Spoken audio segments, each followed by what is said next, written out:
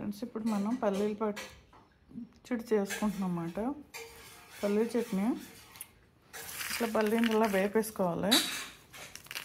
త్వరగా వేపేసుకుని పచ్చిమిరకాయలు, జీలకర్ర ఇక్కడ వేసాం, వెల్లుల్లిపాయలు వేసుకుని గ్రైండ్ చేసుకుని లైట్గా చింతపండు వేసి పోపు తాలింపు పెట్టేసుకోవాలి. ఇది పెసరట్లకి.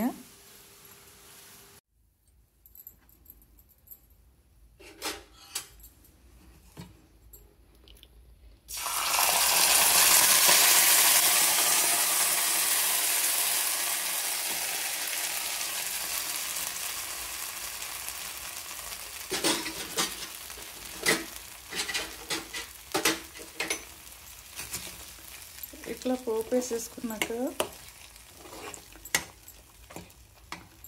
సాల్ట్ వేయాలి ఫ్రెండ్స్. సాల్ట్ వేయలేదు ఇందాక. సాల్ట్ వేసుకోవాలి. కొంచెం సరిపడంత సాల్ట్ వేసుకోవాలి. పల్లీ చట్నీ రెడీ. గ్రైండ్ చేసినప్పుడే కొంచెం చింతపండు వేస్తాను నేను లైట్గా. కొంచెం క్వాంటిటీ కాబట్టి పెద్ద ఎక్కువ అవసరం వద్దు.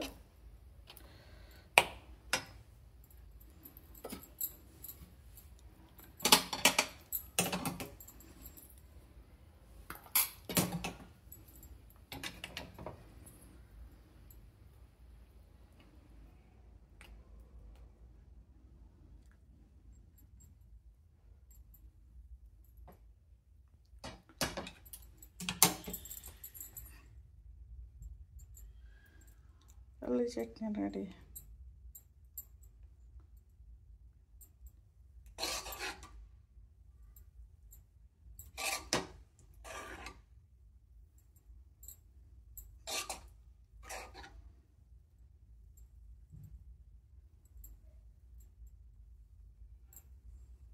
చూడండి ఫ్రెండ్స్, దోశలకి, ఇడ్లీకి, పెసరట్లకి బాగుంటుంది టేస్టీగా.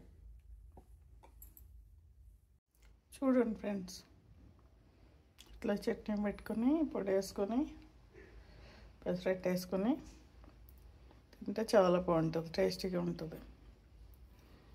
పల్లీ చట్నీ రెడీ.